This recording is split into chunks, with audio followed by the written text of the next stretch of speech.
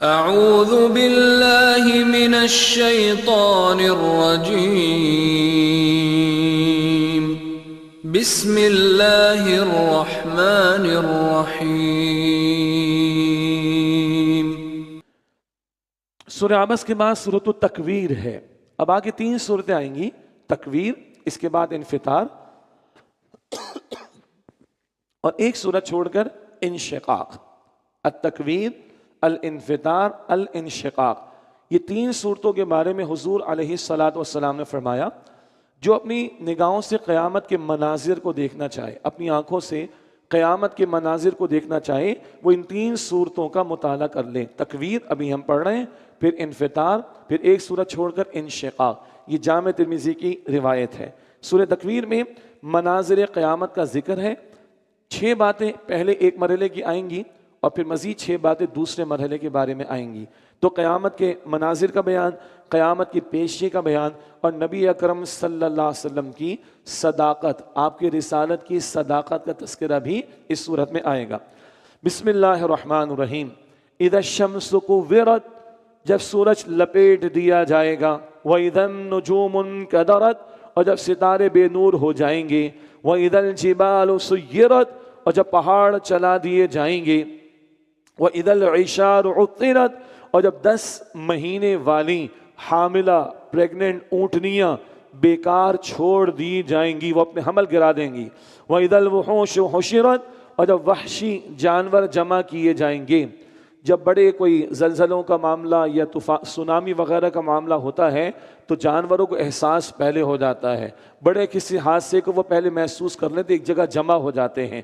اب اتنا بڑا حادثہ پیش آئے گا تو قرآن بھی بتا رہا ہے وَإِذَا الْوُحُوشُ حُشِرَتْ، اور جب وحشی جانور جمع کیے جائیں گے، وَإِذَا الْبِحَارُ سُجِّرَتْ، اور جب سمندر بھڑکا دیے جائیں گے۔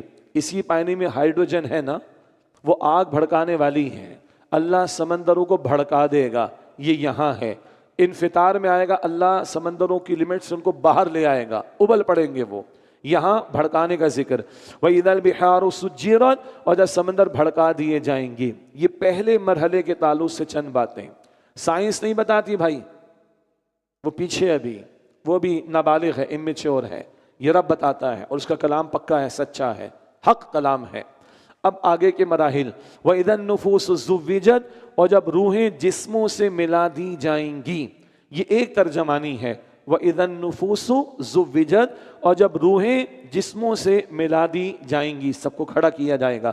وَإِذَا الْمَوْءُودَةُ سُئِلَتْ، اور جب زندہ دفن کی ہوئی لڑکی سے پوچھا جائے گا، بِأَيِّ ذَنبٍ قُتِلَتْ، کہ وہ کس گناہ کی وجہ سے قتل کی گئی۔ یہ زمانے جاہلیت میں تو تھا ہی تھا، اب بھی ہے۔ آئیڈینٹیفائی ہو گیا کہ لڑکی بچی ہے، ماں کے بطن میں ایبورشن کرا دیتے ہیں ظالم لوگ، ظلم ہے، اور 4 مہینے کے بعد یہ ایبورشن کرانا جان بوجھ کر یہ قتل کے مترادف ہے۔ اب بھی ہماری کچھ روایات میں، یعنی کے پی میں، بلوچستان میں جاہلانہ روایات ہیں جہاں ونی اور کاروکاری کے نام پر، غیرت کے نام پر عورتوں کو قتل کیا جاتا ہے، اور پارلیمنٹ میں کھڑا ہو کر ایک Baloch member of the parliament کہتا ہے ہماری روایت ہے جی عورتوں کو مارنا، لعنت ہے تمہارے چہرے کے اوپر، لعنت ہے تمہارے چہرے کے اوپر۔ تم اس پارلیمنٹ میں بیٹھے ہو جو اسلامی جمہوریہ پاکستان کی پارلیمنٹ ہے، تم وعدہ کر کے آتے ہو کہ پاسداری کرو گے نظریہ پاکستان کی، اور پارلیمنٹ میں کھڑے ہو کر کہتے ہو کہ ہماری بلوچ روایات ہیں، لعنت ہے تمہارے اوپر۔ انا للہ و انا الیہ راجعون۔ وڈیرے جاگیردار بیٹیوں کے ساتھ ظلم کرتے، قرآن کے ساتھ شادی کرتے تھے ظالم لوگ، کسی کو داماد بنانا ہماری ناک کٹ جائے گی، ان پر کوئی بات نہیں ہو رہی۔ جنرل مشرف نے حدود آرڈیننس پاس کیا، شریعت کی خلاف ورزی پر پاس کیا۔ ان ساری بری رسومات کے بارے میں سارے علماء نے کہا ختم کرو ان کو، کوئی ختم نہیں کر رہا۔ کیوں؟ تمہارے باپ دادا کی رسومات ہیں، یہ جاہلانہ رسومات ہیں۔ یہ ان بچیوں سے پوچھا جائے گا۔ سنیے، قرآن کہہ رہی ہے قیامت کی ہولناکیوں کے بیان میں جو اگلے مرحلے کا پہلا فیز بیان ہو رہا ہے، وَإِذَا الْمَوْءُودَةُ سُئِلَتْ، اور جب زندہ دفن کی ہوئی لڑکی سے پوچھا جائے گا، بِأَيِّ ذَنبٍ قُتِلَتْ، وہ کس گناہ کی وجہ سے قتل کر دی گئی۔ اللہ اکبر، اللہ نہیں چھوڑے گا، اللہ ان ظالموں کو نہیں چھوڑے گا۔ اور یہ بھی جان لیجئے قیامت کے دن جو سب سے پہلا حساب چکایا جائے گا وہ ناحق قتل کا ہوگا، ناحق قتل کا ہوگا، ناحق قتل کا ہوگا۔ چاہے وہ یہ ہو یا اور کوئی نہ قتل ہو. استغفر اللہ. وَإِذَا الصُّحُفُ نُشِرَتْ، اور جب اعمال نامے کھول دیے جائیں گے. وَإِذَا السَّمَاءُ كُشِطَتْ، اور جب آسمان اپنی جگہ سے کھینچ لیا جائے گا، ہٹا دیا جائے گا اس آسمان کو، اور یہ سارا جلال جمال ختم ہو جائے گا اور فرشتے نمایاں ہو جائیں گے. اللہ اکبر کبیرہ. ایک اور ہی عالم آخرت میں کھڑا کر دیا جائے گا. وَإِذَا الْجَحِيمُ سُعِّرَتْ، اور جب جہنم بھڑکائی جائے گی. وَإِذَا الْجَنَّةُ أُزْلِفَتْ، اور جب جنت قریب کر دی جائے گی. عَلِمَتْ نَفْسٌ مَّا أَحْضَرَتْ، ہر شخص جان لے گا جو کچھ وہ لے کر آیا. سب پیش ہونا ہے. آگے ذکر آتا رہے گا. نیت ہو، باتیں ہوں، اعمال ہوں. ہم پورا قرآن پڑھتے ہوئے آئے ہیں، آخری صورتوں میں بھی آئے گا. علمت نفس ما احضرت، ہر شخص جان لے گا جو کچھ وہ لے کر آیا ہے. اب اللہ قسمیں اٹھا رہا ہے اور حضور علیہ السلام کی عظمت اور نبی علیہ السلام کی رسالت کی صداقت کا تذکرہ آ رہا ہے. فلا اقسم بالخنس، تو میں پیچھے ہٹ جانے والے ستاروں کی قسم اٹھاتا ہوں.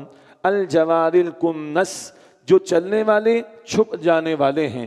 ستارے آتے ہیں، صبح نمودار ہوتی ہے، چلے جاتے ہیں، آتے ہیں چلے جاتے ہیں، آتے ہیں چلے جاتے ہیں. واللیل اذا عسعس، اور قسم ہے رات کی جب وہ جانے لگتی ہے. والصبح اذا تنفس، اور صبح کی جب وہ روشن ہوتی ہے. ستارے آتے ہیں چلے جاتے ہیں، رات آتی ہے چلی جاتی ہے، دن کی روشنی نمودار ہو جاتی ہے. انبیاء بھی ستارے ہیں نا، آتے رہے چلے گئے، آتے رہے چلے گئے. اب محمد مصطفیٰ صلی اللہ علیہ وسلم کی تعلیمات کا سورج طلوع ہو گیا ہے. اب محمد مصطفیٰ صلی اللہ علیہ وسلم کی تعلیمات کا سورج طلوع ہو گیا، اور یہ روشنی قیامت تک جاری رہے گی. آپ کی رسالت قیامت تک چلتی رہے گی. انہ لقول رسول کریم، یقینا یہ قرآن بڑی عزت والے فرشتے کا لایا ہوا کلام ہے. جبرائیل علیہ السلام کا ذکر. ذی قوت، جو قوت والا ہے. عند ذی العرش مکین، اور عرش والے اللہ کے نزدیک بلند مرتبے والا ہے. یعنی جبرائیل علیہ السلام کا مقام بہت بلند. مطاع ثم امین، جس کی آسمانوں میں اطاعت کی جاتی ہے اور وہ وہاں امانت دار ہے. وہ امانت دار فرشتہ ہے، اس نے اللہ کی وحی ٹھیک ٹھیک پہنچائی ہے محمد کریم علیہ السلام کو اور پہلے بھی دیگر انبیاء کو. وما صاحبکم بمجنون، اور تمہارے صاحب صلی اللہ علیہ وسلم یہ مجنون نہیں ہیں. یہ ذکر سورہ قلم میں بھی آ گیا. ارے مجنون کا کردار ایسا ہوتا ہے، ان کا اعلیٰ ترین کردار دیکھو. تمہیں شرم نہیں آتی جملے کہتے ہوئے کہ ان کو مجنون کہتے ہو؟ معاذ اللہ. وَلَقَدْ رَآهُ بِالْأُفُقِ الْمُبِينِ، اور یقیناً انہوں نے اس فرشتے کو دیکھا ہے آسمان کے کھلے کنارے پر. کم از کم 2 مرتبہ کا ذکر ہے، اور بخاری شریف کی حدیث پہلے ذکر آ چکا، سورہ نجم میں ذکر آ چکا. حضور نے جبریل کو ان کی اصل شکل میں دیکھا علیہ السلام، اور جبریل علیہ السلام کے کتنے 600 پر ہیں. اب وہ پورے آسمان کے افق پر چھائے ہوئے تھے جبریل علیہ السلام. وما هو علی الغیب بضنین، اور وہ نبی علیہ السلام غیب کی بات بتانے میں بخیل نہیں ہیں. حضور نے سب پہنچایا، سب پہنچایا. سورہ احزاب کی آیت یاد آئی بالکل شروع میں. اما عائشہ نے کیا فرمایا؟ اگر حضور بالفرض سپوزنگلی کچھ رکھتے تو یہ رکھتے، مگر وہ بھی حضور نے پہنچا دیا. وما هو علی الغیب بضنین، اور وہ غیب کی بات بتانے میں بخیل نہیں ہیں. وما هو بقول الشیطان الرجیم، اور یہ قرآن کسی شیطان مردود کا کلام نہیں ہے. یہ مشرکین کا رد کیا جا رہا ہے، یہ مشرکین کو سنایا جا رہا ہے. وما هو بقول الشیطان الرجیم، اور یہ قرآن کسی شیطان مردود کا کلام نہیں ہے. فأین تذهبون، پھر تم کہاں بھٹکے جا رہے ہو؟ ان ہوا الا ذکر للعالمین، اور یہ قرآن تو تمام جہان والوں کے لیے نصیحت ہے. لمن شاء منکم ان یستقیم، اس شخص کے لیے جو تم میں سے سیدھے راستے پر چلنا چاہے، جو چاہے آگے چلے.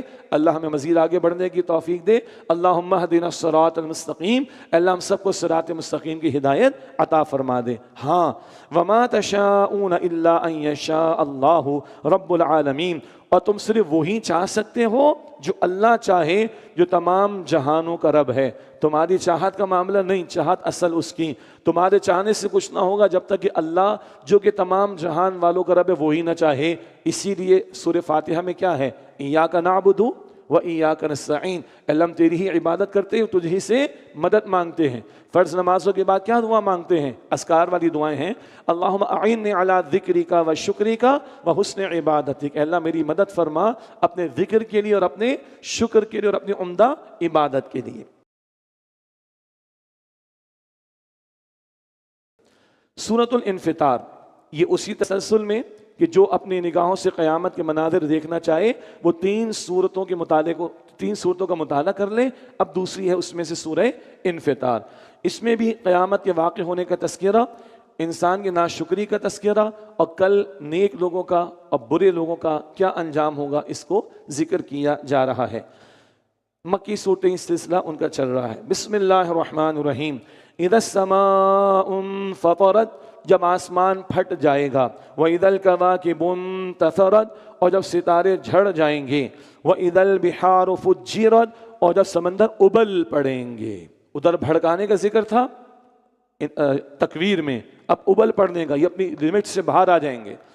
وَإِذَا الْبِحَارُ فُجِّرَتْ، اور جب سمندر ابل پڑیں گے، وَإِذَا الْقُبُورُ بُعْثِرَتْ، اور جب قبریں اکھاڑ دی جائیں گی، مردوں کو اٹھایا جائے گا، عَلِمَتْ نَفْسٌ مَا قَدَّمَتْ وَأَخَّرَتْ، اس وقت ہر شخص جان لے گا جو کچھ اس نے آگے بھیجا اور جو کچھ اس نے پیچھے چھوڑا۔ دو تین اعتبارات سے کیا پونجی لے کر آئے ہو سامنے آ جائے گی، پیسہ، جائیداد، بینک بیلنس، کرسی، اقتدار، فیم، شہرت، ویوز، لائکس، تھمس، کچھ بھی نہیں۔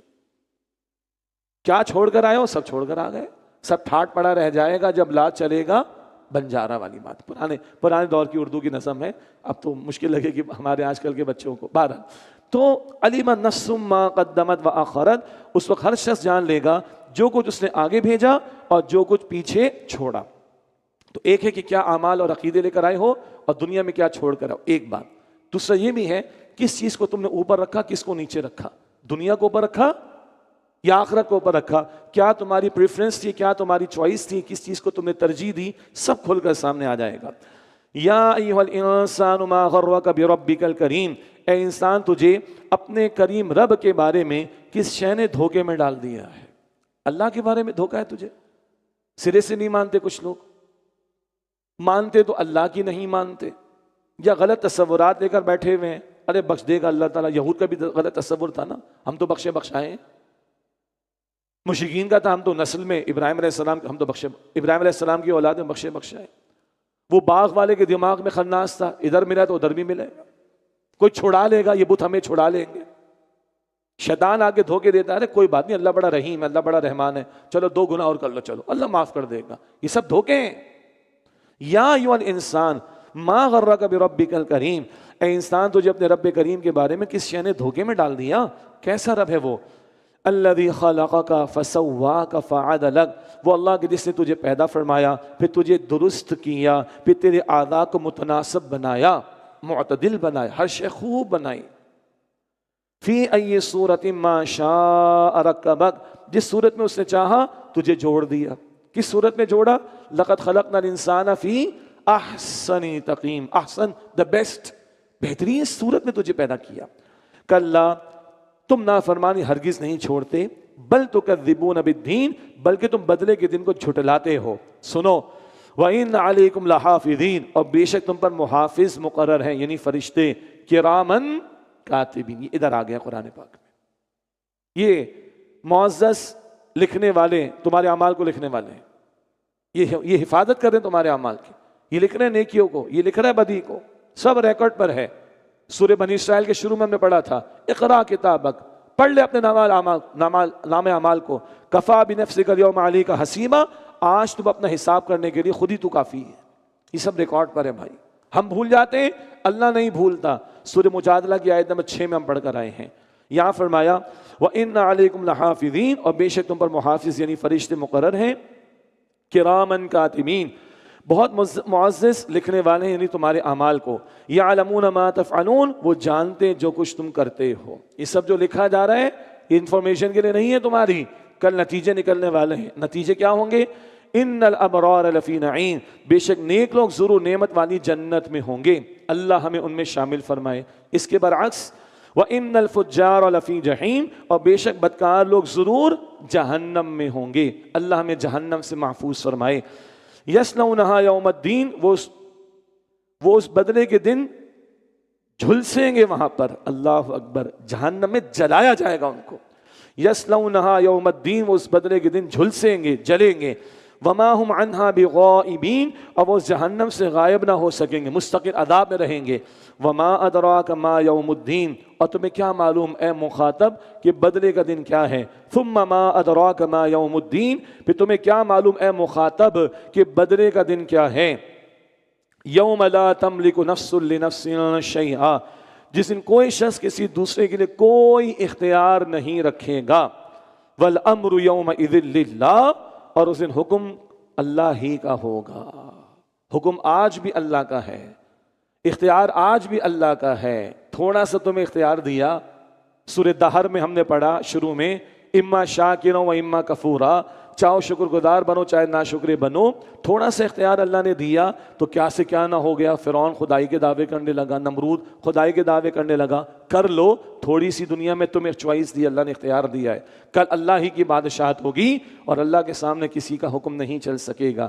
حضور نے گھر والوں کو جمع کیا صلی اللہ علیہ وسلم، مسلم شریف کی روایت ہے، حضور نے گھر والوں کو، خاندان والوں کو جمع کیا ایک سے زائد مرتبہ۔ ایک موقع پہ جب جمع ہوئے تو خاندان والوں کو پکارا حضور نے، اپنے آپ کو جہنم کی آگ سے بچاؤ، اے خاندان بنو ہاشم، اے بنی عبد المطلب، اے صفیہ میری پھپھی، اے فاطمہ میری بیٹی، اپنے آپ کو جہنم کی آگ سے بچاؤ، میں تمہیں کام نہیں آؤں گا کل، مال میں سے کچھ چاہیے جو ہوگا میں دے دوں گا، آج لے لو، کل نہیں، کل نہیں۔ یوم لا تملک نفس لنفس شیئا، جس دن کوئی شخص کسی دوسرے کے لیے کوئی اختیار نہ رکھے گا۔ والامر یومئذ للہ، اور اس دن حکم اللہ ہی کا ہوگا۔ قرآن پاک میں ہم نے پڑھا ہے سورہ مومن کی آیت نمبر 16، سورہ مومن کی آیت نمبر 16، لمن الملک اليوم، آج کس کی بادشاہت ہے؟ للہ الواحد القہار، اللہ کی جو اکیلا ہے، تنہا ہے اور قہار پورا غلبہ رکھنے والا ہے، اسی کی بادشاہت ہوگی۔ وآخر دعوانا ان الحمد للہ رب العالمین۔